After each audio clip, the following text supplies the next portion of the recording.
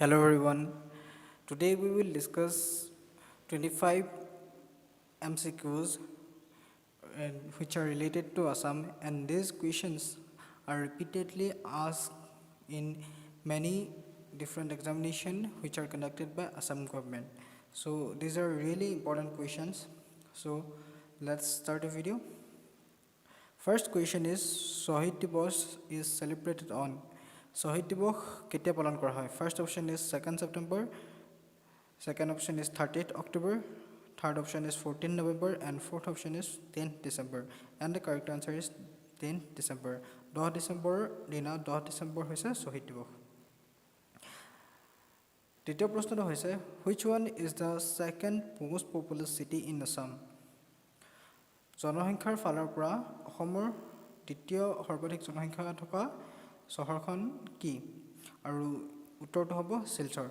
শিলচৰত অসমৰ ভিতৰত শিলচৰ চহৰত অসমৰ ভিতৰত দ্বিতীয় সৰ্বাধিক জনসংখ্যা থকা চহৰ। থাৰ্ড কুৱেশ্যনটো হৈছে in which year Lakshminath Bezbaroa presided over the Assam Sahitya Sabha session? Assam সাহিত্য সভাৰ কোনখন অধিৱেশনত লক্ষ্মীনাথ বেজবৰুৱাই সভাপতিত্ব কৰিছিল? কোন চনত? আৰু কাৰেক্ট আনচাৰটো হৈছে 1924 চনৰ গুৱাহাটী অধিৱেশনত। 1924 চনত হোৱা গুৱাহাটী অধিৱেশনত লক্ষ্মীনাথ বেজবৰুৱাই সভাপতিত্ব কৰিছিল। নেক্সট কুৱেশ্যনটো হৈছে which one was the last capital of the Ahom kingdom? Ahom বংশৰ আহোম ৰাজ্যৰ শেষৰখন ৰাজধানী ক'ত আছিল? আৰু কাৰেক্ট আনচাৰটো হ'ব যোৰহাট। যোৰহাটত আহোম ৰাজ্যৰ শেষৰ ৰাজধানী আছিল। নেক্সট কুৱেশ্যনটো হৈছে which town is also' known as the Manchester of Assam? অসমৰ মানচেষ্টাৰ বুলি কোনখন নগৰক কোৱা হয়?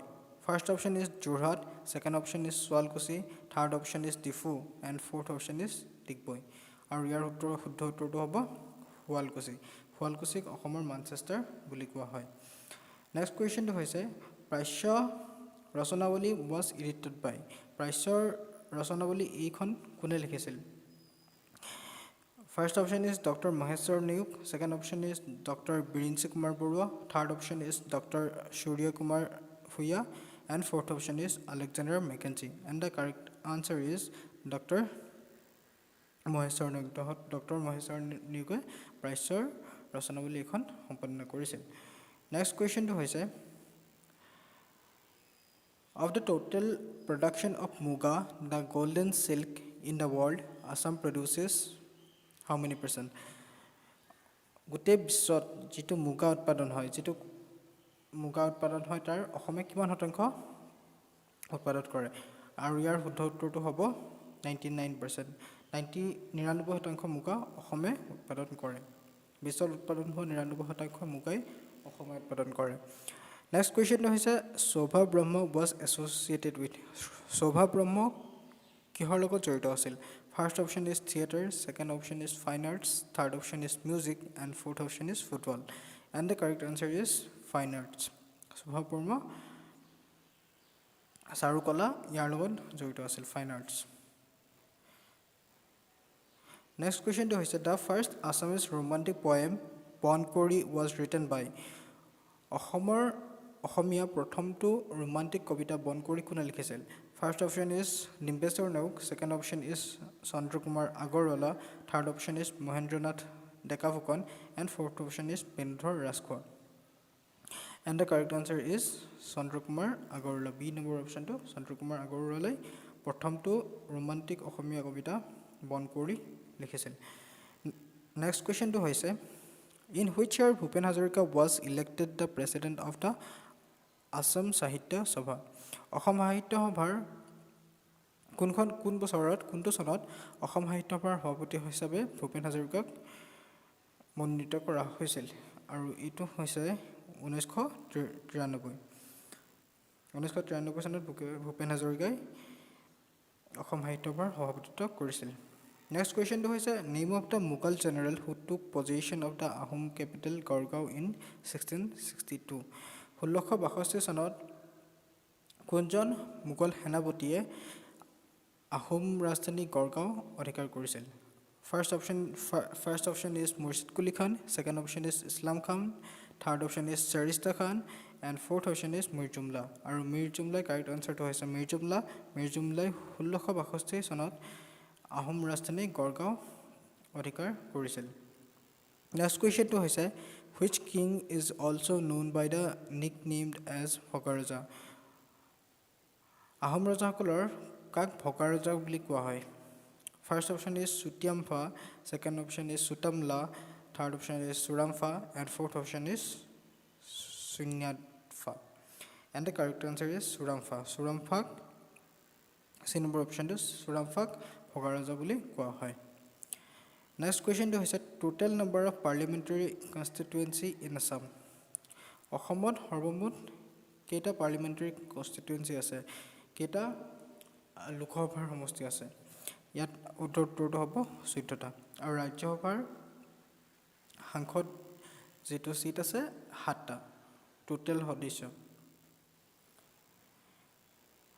নেক্সট কোৱেশ্চনটো হৈছে Namghosha was written by Namghosha কোনে লিখিছিল আৰু উত্তৰটো হ'ব আমি সকলো জানো মাধৱদেৱে লিখিছিল নামঘোষা নেক্সট কোৱেশ্চনটো হৈছে what was the capital of the province Eastern Bengal and Assam Purbabanga আৰু অসমৰ ৰাজধানী কি আছিল কোনটো জায়গা আছিল আৰু ইয়াৰ উত্তৰটো হ'ব ফাৰ্স্ট অপচনটো হৈছে শিলং সেকেন্ড অপচনটো হৈছে ৰংপুৰ থাৰ্ড অপচনটো হৈছে চিটাগং এণ্ড ফৰ্থ অপচনটো হৈছে ঢাকা আৰু ইয়াৰ উত্তৰটো হ'ব ঢাকা ফৰ্থ অপচনটো ডি ঢাকাত আছিল পূৰ্ববংগ আৰু অসমৰ দুইখন মিলাই যেতিয়া একলগ আছিল একেখন ৰাজ্য আছিল তেতিয়া তাৰ ৰাজধানী আছিল Dhaka fourth option next question to hoise in which of the following national parks and wildlife sanctuaries the density of rhino population is the highest Ahomor tolodia rashtriya udyan ba বন্যপ্ৰাণী অভয়াৰণ্য সমূহৰ ভিতৰত ক'ত গড়ৰ ঘনত্বটো আটাইতকৈ বেছি এশিঙীয়া গড়ৰ ঘনত্বটো আটাইতকৈ বেছি first option is Manas second option is Kaziranga third option is Pobitora and fourth option is Nameri and the correct answer is Pobitora C number অপচনটো পবিতৰাত গড়ৰ ঘনত্বটো আটাইতকৈ বেছি গড়ৰ জনসংখ্যাৰ ঘনত্বটো আটাইতকৈ বেছি নেক্সট কোৱেশ্চনটো হৈছে Panidihing bird century is located in which one of the following district Panidihing পক্ষী অভয়াৰণ্য ক'ত আছে কোনখন জিলাত আছে first option is Jorhat second option is Sivasagar third option is Golaghat and fourth option is Dhemaji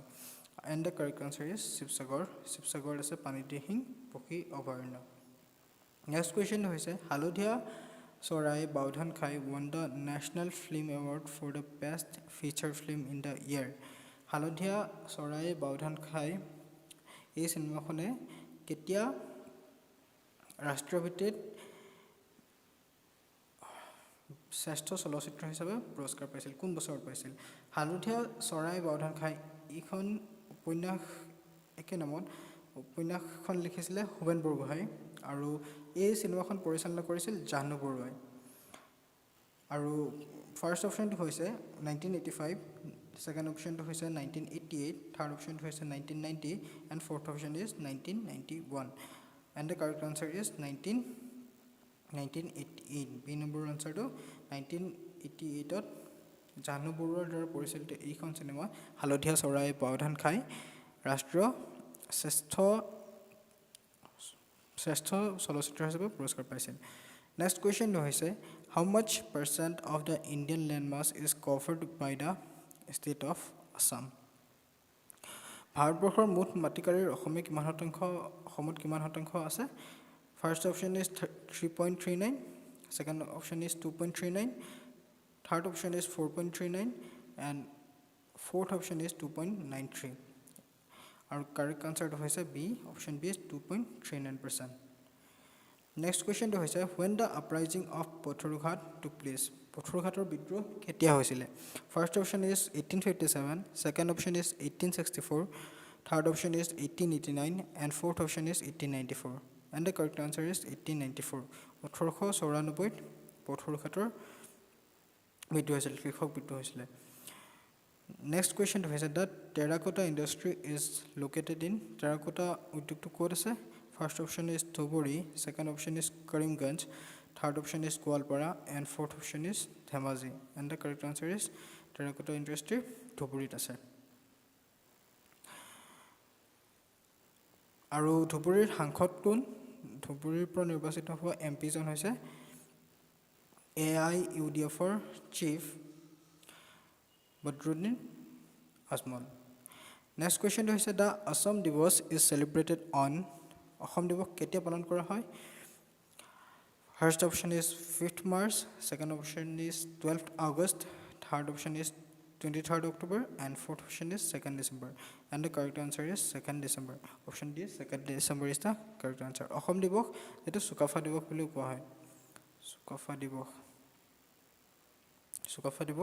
আৰু এটিকে অসম দিৱস বুলি কোৱা হয় 2nd December next question is who was the first secretary of the অসমীয়া ভাষা উন্নতি সাধিনী সভা অসমীয়া ভাষা উন্নতি সাধিনী সভাৰ প্ৰথমজন সম্পাদক কোন আছিল first option is Benudhar Rajkhowa second option is Shivram Sharma Bordoloi third option is Lakshmi Prasad Chaliha and fourth option is Lakheswar Sharma And the correct answer is Shibram Sharma Bordoloi. Shibram Sharma Bordoloi Assam Bhasha Unnoti Hatheni Sabhar Prothom Goraki Sampadak Asil. Next question is which Assamese writer is also known as Bokul Bonor Kobi? Bokul Bonor Kobi boli kunjon Assamia lekhokok koa hoy. First option is Bishnuram Medhi, second option is Pinando Chandra Borua, third option is Anandaram Thekial Fukan and fourth option is Anando Chandra Borua. And the correct answer is option D Ananta Chandra Borua Bokul Bonor Kobi boli koa hoy. Next question is which one is the epic center of the Assam silk industry? Assam silk industry jot kendra bindu jintu koa hoy patmukar hipo hetu kot ase first option is Majuli second option is Mongoldoi third option is Swalkusi and fourth option is Tongla and the correct answer is Swalkusi ase গতিকে এইকেইটাই আছিলে ইয়াত 25টা question আছে আৰু এই গোটে এই 25টা question যিকোনো ইয়াৰ পৰা বহুখিনি কোৱেশ্চন অসমৰ গভৰ্ণমেণ্ট এক্সাম বিলাকত অহা দেখা যায় গতিকে আমি আৰু আসাম জিকেৰ যিখিনি কুইজ আছে আপোনালোকক দিবলৈ যত্ন কৰিম আশা কৰোঁ আপোনালোকে ভিডিঅটো ভাল পালে আৰু লাইক কৰিব ভিডিঅটোত শ্বেয়াৰ কৰিব আৰু সাবস্ক্ৰাইব কৰি ল'ব চেনেলটো ধন্যবাদ